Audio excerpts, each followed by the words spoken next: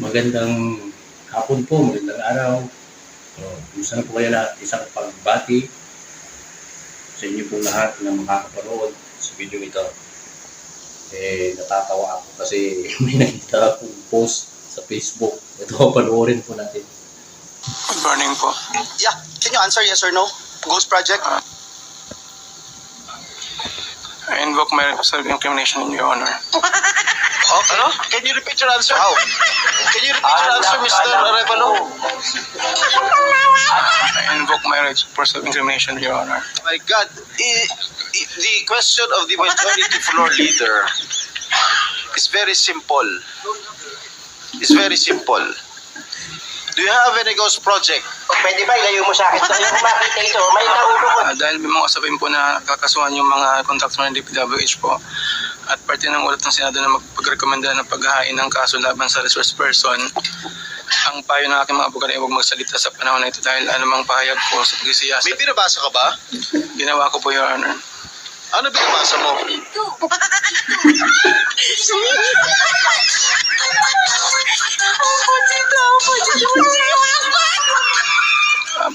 Pasensya po kasi kinakabahan po kasi po. Hindi ko alam. Hindi. Ito, sa akin lang hindi ko sinasabi na yung taong yun ay malakas ang loob gumawa ng kalokohan. Hindi ko sinasabi na gumawa siya. Halimbawa, nakagawa ng kasalanan ng labag sa batas. Hindi kaya siya ninenervyos noon. Mas subalit, noong kaharap na niya ang mga senador.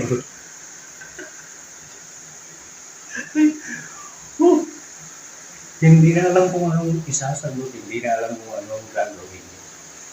Tinatanong lang siya, meron ka bang ghost project? Ang wala nilang sagot. Nakita ko lang yan sa Facebook. Hindi ko sinasabi na yun ay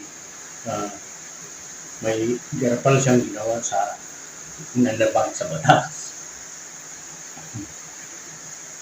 Siguro kahit sino kakabahan pag nandun sa harap ng mga senador. Lalo diretsahan niyang tanong, ito ay formal silang lahat. Talaga namang kakabahan ka. Pero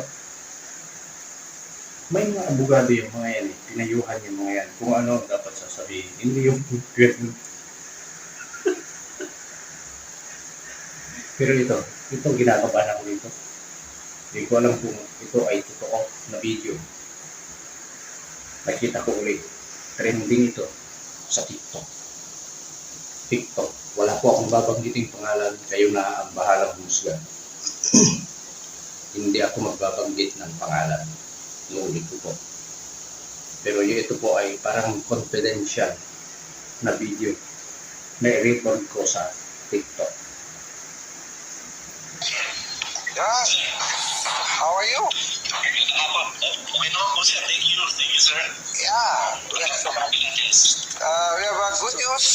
Kinento ko sa'yo kanina, we just finished signing the bicameral conference with the senators and congressmen. Pasok yung sinabi ko sa last week sa Misibis. Okay, naipasok lahat, additional of 8 billion. Nauna na yung 8 billion sa HGAP. Now, naipasok ulit namin another 8 billion.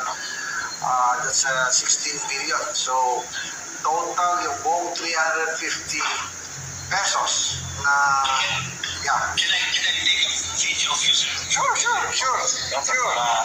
Yes, sir. I can show it to the staff, sir, sa the personnel when I talk to them next on the 14th of the Saturday, sir. Thank you. No problem. Maganda yan malaman ng mga staff na we are taking care of instruction by our speaker, instruction by the president. Maganda yan na malaman ikaw sa SOL. Wala akong masabi sa video niyo. Kayo na po ang bahala kung ano ang masasabi niyo sa video niyo. Nakita ko lang yan sa TikTok. Pero itong isang ito na ibabalita ko sa inyo, pinangalanan si Senador Chis Escudero. May sa Facebook naman yung galing.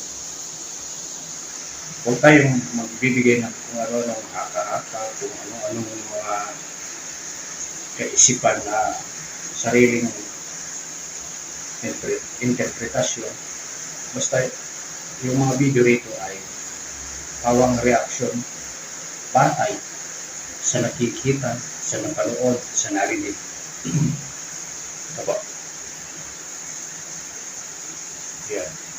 Basahin niyo po yan. Yan.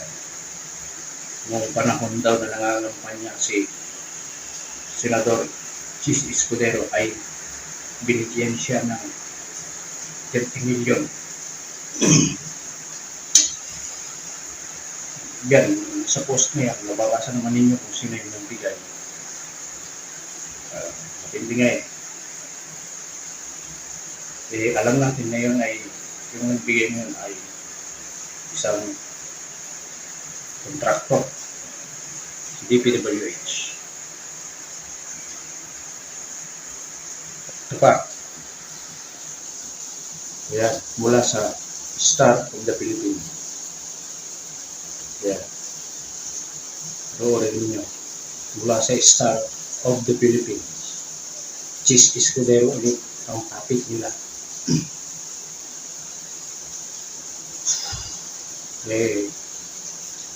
Wala tayong magagawa dyan.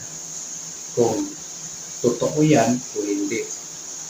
Hindi ko sinasadyang makita yan, yung mga yan sa TikTok, sa Facebook, o dito sa video, sa YouTube.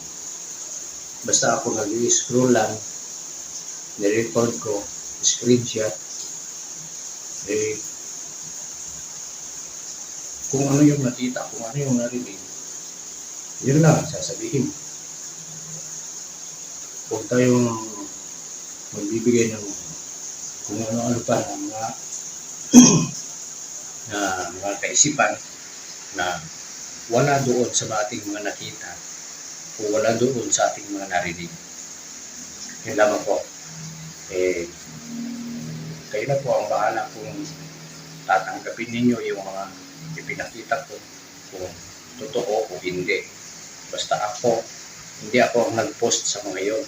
Kinuha ko lang yun sa iba't ibang social media platform. Yun lamang po.